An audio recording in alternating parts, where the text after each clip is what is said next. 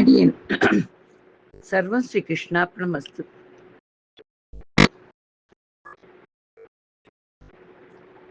நம்ம கண்ணனோட பேசணும்னு சொன்னேன். நேத்திக்கு ஆழ்வார் என்ன சொன்னார்? உள்ளம் அதில் உணர்ந்து அப்படின்னு சொன்னார் இல்லையா நம்மாழ்வார். முதல் 3 ஆழ்வார்களும் ஒரு பாசுரத்துல அத சொல்றா. எப்படின்னா, உளன் கண்டாய் நல்ல நெஞ்சே. அடியேன் இந்த பாசுரம் இது பண்ணல, ஏன்னா 3 ஆழ்வார்களும் இந்த வார்த்தைகளை பிரகவிச்சிருக்கா, அருளி செய்திருக்கா. அப்ப இந்த வார்த்தைகளுக்கு வேல்யூ ஜாஸ்தி. அதனால முதல் ஆழ்வார்கள் 3 பேர் அப்படிங்கிறதோட நிறுத்தியிருக்கேன்.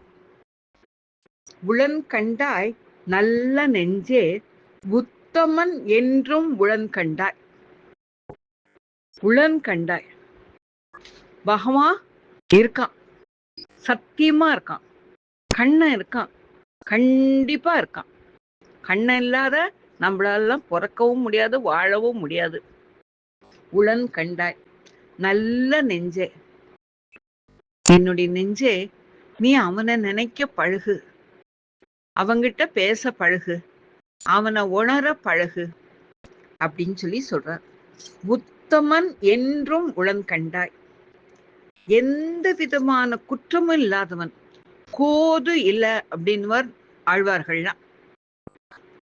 கோது இல்லாதவன், குற்றம் குறைங்கிறதே அவங்கிட்ட ஒரு துளி கூட கிடையாது. அந்த மாதிரி உத்தமன் என்றும் உளன் கண்டாய். இன்னைக்கு இருப்பான், நாளைக்கு போயிடுவான், போன ஜென்மத்துல இருந்தான், அடுத்த ஜென்மத்துல வரமாட்டான், அப்படிலாம் எதுவுமே கிடையாது. என்றும் உளன் கண்டாய். உள்ளுவார் அவர் உள்ளம் அதில் உளன் கண்டாய். இதுதான் அந்த இடத்துல முக்கியமான சாரமான வார்த்தை. அதுதான் உள்ளுவார். யாரெல்லாம் அவனை தெரிஞ்சுக்கணும்னு ஆசைப்படுறாளோ, யாரெல்லாம் அவனை நினைக்கிறாளோ, யாரெல்லாம் அவன் மேல பக்தி செலுத்துறாளோ, கண்ணன் இருக்கான்னு யாரெல்லாம் நம்புறாளோ, கண்ணன் தான் நம்மளை காப்பாத்துறான்ற எண்ணம் யார் மனசுல இருக்கோ அவாதான் உள்ளுவார். உள்ளுவார் அவர் உள்ளம் அதில் உளன் கண்டாய். அவர் உள்ளம் அதில். நம்மளுக்கு எல்லாருக்கும் பரமாத்மாவா இருக்கான் இல்லையா, அவன் தன்னை வெளிச்சம் போட்டு காட்டி கொடுப்பான். அததான் இந்த இடத்துல ஆழ்வார் சொல்றார், அவர் உள்ளம் அதில் உளன் கண்டாய். நம்மளுக்கு ஒரு சின்ன பொறி தட்டும், பகவானை நம்ம பாக்குறாப்புல ஒரு நினைப்பு வரும், ஒளிமயமா மனசுக்குள்ள ஒரு ஜோதி வரும், கண்டிப்பா வரும். ஏன்னா உள்ளுவார் உள்ளம் அதில் உளம் கண்டாய். அவனை பார்க்கணுன்ற ஒரு எண்ணத்தை மட்டும் நம்ம நம்பிக்கையோட கொண்டாட ஆரம்பிச்சோம்னா, வெள்ளம் அதில் உள்ளான் அவனும். பால் வெள்ளம்னா பால் கடல். இந்த இடத்துல பால் கடல்ல தேவர்கள்லாம் போய் அவளுடைய குறையெல்லாம் சொல்லி அங்கிருந்து அவனை அவளுடைய ஒத்தாசைக்கு அவனை அழிச்சுட்டு வரக்கூடிய இடம் பால்கடல். நம்மளால பால்கடல் போக முடியாது, பார்க்க முடியாது. தேவர்களுக்குன்னு அங்க இருக்கான்.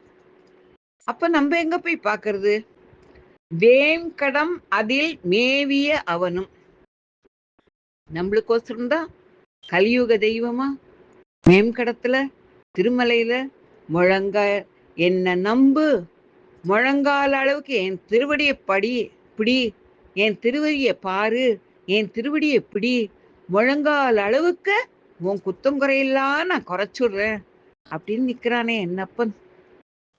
கோவிந்தா கோவிந்தா கோவிந்தான்னு அங்க போனா அந்த கோவிந்த நாமம் அந்த பக்தர்களால கோஷிக்கப்படுறதே.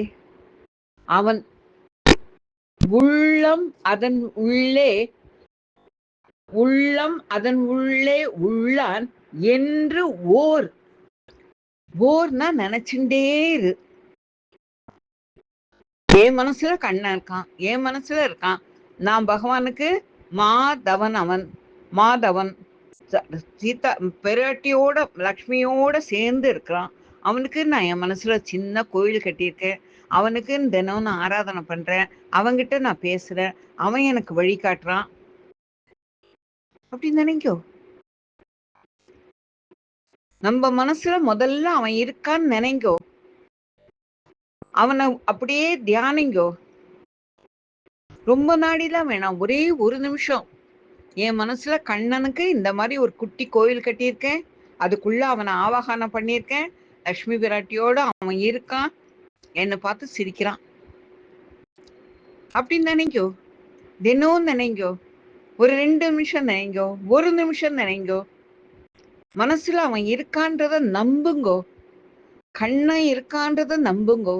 அவன்தான் சத்தியன். அவன்தான் உத்தமன். அவன் இல்லாத ஒரு துரும்பு கூட அசைக்காது அப்படின்றத உணரணும். முதல்ல நம்பணும். நம்பிட்டோம்னாக்க அப்புறம் எல்லாமே நம்மளுக்கு சித்திக்க ஆரம்பிக்கும். அடியன் திரும்பி திரும்பி தான் சொல்றேன். சூ மந்திரக்காளி கிடையாது. இது மாயமோ மந்திரமோ கிடையாது. ஒரு நிலத்தை முதல்ல ஆற போடணும். அப்புறம் அதுக்கு நீர் பாய்ச்சணும். அந்த நீர் கொஞ்சம் வடிஞ்ச உடனே உழணும். நல்லா ஆழமா 2-3 தரம் உழணும். உழுந்ததுக்கு அப்புறம் அதை பாத்தி கட்டணும். அந்த பாத்தியில விதை விதைக்கணும். அந்த விதை முளைச்ச உடனே பார்த்து பார்த்து அதுல இருக்கிற களையெல்லாம் எடுக்கணும். அப்ப அந்த பயிர் வளர்ந்து நம்மளுக்கு பலன் தரும். அதுதான் நம்ம மனசு. இப்ப பாலவனமா இருக்கு நம்ம மனசு. ஒதுக்கி கொடிக்க இருக்கிற மணல் காடா இருக்கு நம்ம மனசு. இதை என்ன பண்ணணும்? நம்ம பக்குவப்படுத்தணும். இத முதல்ல கொஞ்சம் நீர் பாய்ச்சணும். என்ன நீர் பாய்ச்சணும்? கண்ணன்கிற நாமம். அந்த நீரை பாய்ச்சணும். பாய்ச்சினதுக்கு அதுக்கப்புறம் உழணும். முதல்ல உழணும். எப்படி உழறது? ஆச்சாரியா பெரியவாள் இவாள்லாம் இருக்கா. நம்ம மனசுல இருக்கிற அழுக்கெல்லாத்தையும் விலக்கி, நீ இதெல்லாம் பண்ணிட்டு இருக்கியே, இதெல்லாம் தப்பு கண்ணா, விட்டுடு. கொஞ்சம் கொஞ்சமா விடு. ஓவர் நைட் உன்னால பண்ண முடியாதுப்பா. இப்படி இருக்கணும், இப்படி இருக்கணும், இப்படி இருக்கக்கூடாது, இப்படி இருக்கக்கூடாதுன்னு பிரத்யட்சமா இருந்து நம்மளுக்கு காட்டி தரக்கூடியவா பெரியவா ஆச்சாரியன்கள். அப்படி நம்ம உழுதுட்டோம். உழுததுக்கு அப்புறம் பாத்தி கட்டணும். பாத்தி கட்டுறதுக்கு என்ன பண்றது? பாகவதாளோடி சேரணும். அவாதான் நம்மளுக்கு பாத்தி கட்டி கொடுவா. பாத்தி கட்டுறதுனாக்க அந்த நிலத்துல மேல வரம்பு கட்டுறதுதான் பாத்தி கட்டுறது. அதுல விதை விதைச்சாதான் தண்ணி கீழே நிற்கும். அந்த வேர் மட்டும் எடுத்துட்டு செடி வளரும். அப்போ பாத்தி கட்டுறது பாகவதாளோட தான் முடியும். அந்த பாகவதாளோட சேர்ந்து இருந்தங்களானாக்க அவ என்ன பண்ணுவா? நம்மள விதை விதைக்கிறதுக்கு ஆரம்பிப்பா. என்ன விதை விதைப்பா? இதெல்லாம் பெருமான் நாமம். இதெல்லாம் நம்ம கூடுவோம், ஆடுவோம், பாடுவோம், எல்லாம் பண்ணுவோம். அவனை இப்ப பார் நினைச்சுட்டு இருப்போம். எந்த வேலை செஞ்சாலும் கை வேலை செய்யட்டுமே. மனசு ராமா கிருஷ்ணா கோவிந்தான்னு நினைக்க கூடாதா? அவன் நாமத்தை சொல்லிண்டே நம்ம வேலை பண்ணக்கூடாதா? எந்த வேலை அடியனாதான் விண்ணப்பிக்கிறேன். வாச தெளிச்சு கோலம் போடுறதுல இருந்து, துணி துவைக்கிறதுல இருந்து, எதுவா இருந்தா என்ன, அந்த வேலை அது செய்யணும். அதே சமயம் உள் மனசு என்ன நினைக்கணும்? பகவான் நாமத்தை நினைக்கணும். அதுதான் விதை. அத விதைக்கிறதுக்கு வெப்பா பாகவதாள சத் சங்கத்துல இருந்தோம்னாக்க அவ நம்மள விதைக்க விடுவா. விதைக்க விட்ட உடனே அந்த செடி வளரும். செடி வளர்ந்துட்டா போருமா? கூடவே என்ன வரும்? களை வரும். களை யாரு? நம்மளுடைய ஃப்ரெண்ட்ஸ். ஆகாத ஃப்ரெண்ட்ஸ். நல்ல ஃப்ரெண்ட்ஸை அடியேன் சொல்லவே மாட்டேன். நம்மளுக்கு ஆகாத ஃப்ரெண்ட்ஸ். நம்ம போற வழி நல்ல வழியில போயின்னு இருக்கோம். அதை விட்டுட்டு வேற ஒரு வழியில நம்மளை இழுக்கிறாளே. நம்மளுடைய கண்ணு காது இந்திரியங்களை கூட சொல்லலாம். அதை கலைங்கிறத அதையும் சொல்லலாம். பிரத்யட்சமா இருக்கிற ஃப்ரெண்ட்ஸையும் சொல்லலாம். அவளை பிடுங்கி போடணும். அவகிட்டேருந்து நம்ம விலகணும். ஹாய் ஹாய் அவ்வளவுதான். அதுக்கு மேல அவகிட்ட வச்சுக்க கூடாது. இந்த கண்ணு நீ இதை பார்க்க கூடாது. வாய் நீ பேசக்கூடாது. காது நீ இதை கேட்க கூடாது. ஆர்டர் பண்ணலாம்.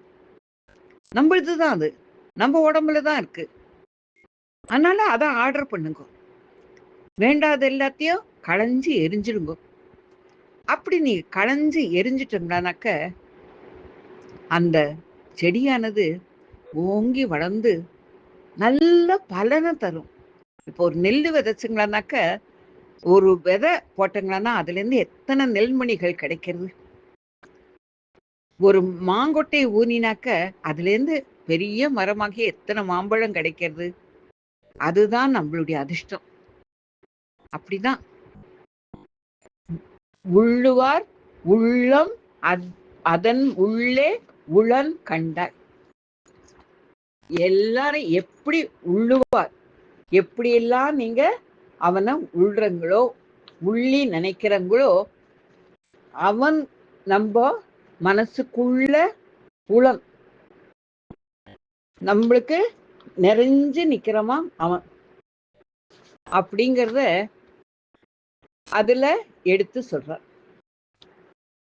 இதுக்கு ஈடா வேதாந்த தேசிகர் ஒரு பாசுரம் சொல்றார். பரம பத சோபானம். எப்படி அந்த பரமபதத்துக்கு நம்மளால போக முடியும், என்ன நம்ம கிட்ட இருந்தா அது சித்திக்கும் நம்மளுக்கு அப்படின்னு சொல்லி சொல்றார். அது எப்படின்னு கேட்டா இதுல மறுத்தார்னு இருக்கு. அதை நம்ம அப்படியே எடுத்துக்க கூடாது. மறு தார் ஸ்ரீவத்சம். மறுனா ஸ்ரீவத்சங்கிற மறு பகவானுக்கு. தார் வைஜந்திங்கிற மாலை பகவானுக்கு. திருவுடன் பிராட்டி அகலகிலேன் இறையும் என்று பிராட்டி இருக்கா. மார்பில் தரித்தவன். இவ 3 பேரையும் மார்புல வச்சுருக்கான். அவனுடைய வாசகத்தை கீத சாஸ்திரம் அவன் வாயிலேயே இந்த பூலோகத்துல சொன்னது கீதை. அந்த கீதையில அந்த உபதேசத்தை மறுத்தார் மீறி நடக்கிறோம். அவன் கீதையில எத்தனை விஷயங்கள் நம்மளுக்கு எடுத்து சொல்லியிருக்கான். 700 ஸ்லோகங்கள் சொல்லியிருக்கான். ஆனா அத மறுத்து நடக்கிறோம். மயக்கம். ஏன்னா நம்மளுக்கு அஞ்ஞானம். அந்த அஞ்ஞானம் போச்சுன்னா தான் நம்மளுக்கு எதுவுமே சித்திக்கும். அது எப்படி போகும்? அவனுடைய நாமங்கள் அதை போக்குன்றதா அடியன் திருப்பி திருப்பி விண்ணப்பிக்கிறேன். அஞ்ஞானத்தால வந்த மேலும் அதனால் வந்த நரகம். அந்த அஞ்ஞானத்தினால நம்மளுக்கு என்ன வருது? பெரிய நரகம். இந்த வாழ்க்கையிலேயே நம்ம பண்ணி முடிச்சுட்டு நம்ம ஆத்மா போய் நம்ம பண்ணின பாவங்களுக்கு போய் நரகத்துல அனுபவிக்க வேண்டாம். இந்த உலகத்துல அனுபவிச்சுட்டு இருக்குமே, தினம் அனுபவிக்கிறோமே. எத்தனை கஷ்டங்கள், எத்தனை வேதனைகள். உடம்பு கஷ்டமாகட்டும், மன கஷ்டமாகட்டும், பிறரால துன்புறுத்தப்படுறதாகட்டும், அந்த நரக வாழ்க்கை இதுவே இங்கேயே இருக்கு நம்மளுக்கு. நரகமும் நிறுத்தார். ஏண்டா நம்ம இவ்வளோ கஷ்டப்படுறோம் அப்படின்னு சொல்லிட்டு ஒரு காலம் நம்மள மாதிரி சிந்தனை வந்துடுத்து. அதை எல்லாத்தையும் விட்டுடுவோம். இந்த உலக கஷ்டங்கள் எல்லாத்தையும் விட்டுடுவோம். நிறுத்தார். ஆராய்ஞ்சு பார்க்கணும். நம்ம பார்க்கணும். விவேகிகள் நம்மளுக்கு ஒரு துளியூண்டு ஒரு கடுகத்தனை ஒரு தெனத்தனை அவன் மேல நம்பிக்கை, அவன் மேல பக்தி, அவன் மேல காதல் வரும். பவத்தில் இந்த சம்சாரத்துல நெடுநாள் உழன்றமை கண்டு. இவ்வளோ நாள் நம்ம இந்த சம்சாரத்துல தானே வாழ்ந்துட்டு இருக்கோம். இதனால நம்மளுக்கு என்ன கிடைச்சது? ஒண்ணுமே கிடைக்கலையே. எந்த பலனும் இது வரைக்கும் நம்மளுக்கு சித்திக்கலையே. எது கிடைச்சாலும், எந்த பொருள் கிடைச்சாலும் அது அழிஞ்சு போயிடுது. நம்மளுக்கு ஒண்ணு ரெட்டிப்பாகும் நம்ம நினைச்சோம்னாக்கா அது நம்ம கையை விட்டு போயிடுறது. எத்தனை வேதனைகள், எத்தனை கஷ்டங்கள். பெரிய பணக்காரனா இருந்தா கூட அவனுக்கு உடம்பு வியாதி, சாப்பிட முடியாது, தூங்க முடியாது. எத்தனையோ கஷ்டங்கள். உடம்பாலையும் கஷ்டங்கள், மனதாலையும் கஷ்டங்கள். அப்படி இந்த கஷ்டத்தை அதனாலேயாவது வெறுத்து போக மாட்டீங்களான்னு கேக்குறான் பகவான். இவ்வளோ கஷ்டப்படுறீங்களே, இப்பவாவது மனசுல ஒரு வெறுப்பு வந்து சம்சாரத்தில் வெறுப்பு அடைந்து, இந்த உலக வாழ்க்கை வேண்டவே வேண்டாப்பா, நிம்மதியா அவங்கிட்ட போயிடலாம், அவன் அவ்வளோ சந்தோஷமா நம்மள வச்சுக்கிற செய்யும், என்னத்துக்கு நம்ம இங்க போய் இருக்கணும் அப்படிங்கிற தெளிவு பிறந்து, ஞானம் பிறந்து, வேகி இது வரைக்கும் நம்ம நடந்ததுக்கோசரம் வெட்கப்படணும். இத்தனை வாழ்நாள கழிச்சுட்டேனே அப்படின்னு சொல்லிட்டு திருமங்கை ஆழ்வார் அந்த முதல்ல எடுத்த உடனேயே அந்த முதல் வாடினேன் வாடி பாசுரங்கள்லயே சொல்வார். எத்தனை பகலும் எத்தனை இரவும் கழிந்தன நாள்கள்னு கேட்பார். நம்மளுக்கு அப்படித்தானே, இத்தனை நாள்கள் நம்மளுக்கு கழிஞ்சு போயிடுத்தே, வெக்கப்படணும். இனிமேனாவது ஆரண நெறி ஓட அந்த வேதத்துல கூறப்பட்ட உபாயத்தை, வேதத்துல என்ன சொல்லியிருக்கு நம்மளுக்கு, அவனை சரணாகதி பண்ணிக்கோ பரமபதத்துக்கு போலாம். உபாயம் கிடைச்சிருக்க நம்மளுக்கு. அந்த உபாயத்தை விவேகிய நம்ம விரைவா நம்மளுக்கு அந்த ஒரு துளியோண்டு ஞானம் வந்துருத்துனா அது அப்படி அப்படியே வளர்ந்து அதுல ஈடுபடுறதுக்கு நம்ம மனச நம்ம தயார்படுத்துவோம்.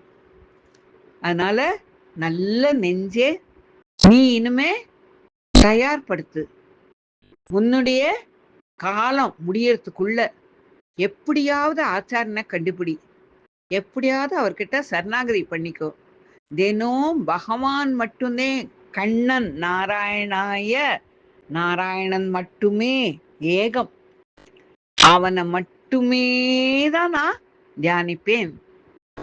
பிராட்டியோட சேர்ந்த அந்த மாதவனை மட்டும்தான் நான் தியானிப்பேன். பிற தெய்வங்களை தொழமாட்டேன். அவனோடையே ஒன்றி இருப்பேன். அதனால அவன் மனசு மகிழ்ந்து என்ன பரமபத்துக்கு கூட்டுவான். இந்த நம்பிக்கை நம்மளுக்கு ஆத்மார்த்தமா வரணும். மேலோட்டமா நினைச்சோம்னா அவன் திரும்பி கூட பார்க்க மாட்டான். அடியேன் ஏற்கனவே விண்ணப்பிச்சதுதான். இந்த உலகத்துல இருக்கிறவாக்கிட்டேந்து மறைச்சு வேணா நம்ம எந்த காரியமும் பண்ணலாம். ஆனா அவங்கிட்டேந்து மறைக்க முடியாது இல்லையா? குரு சிஷ்யன் கதை மூலியமா உங்களுக்கு விளக்கியிருக்க ஏற்கனவே. அதேதான், அவன்கிட்டேந்து எதையும் மறைக்க முடியாது. மறைச்சிட்டோம் நம்ம நினைச்சா நம்ம தான் பைத்தியக்காரா. அவன் இருக்கான், அவன் காப்பாத்துவான்னு நினைச்சா நம்ம தான் புத்திசாலி. நம்ம எப்படி வாழணுங்கிறத நம்மளே டிசைட் பண்ணுவோம். நம்ம மனசை எப்படியெல்லாம் தயார் பண்ண முடியுமோ பண்ணுவோம். சர்வம் ஸ்ரீ கிருஷ்ணார்ப்பணமஸ்து. எல்லாருக்கும் கண்ணனுடைய அருள் சீக்கிரம் சித்திக்கணும்னு தினம் பிரார்த்திச்சுக்கிறேன். அடியேன் குற்றம் குறைகளை க்ஷமிக்க பிரார்த்திக்கிறேன். சர்வம் ஸ்ரீ கிருஷ்ணார்ப்பணமஸ்து. கண்ணா கண்ணா கண்ணா கண்ணா. அடியேன்.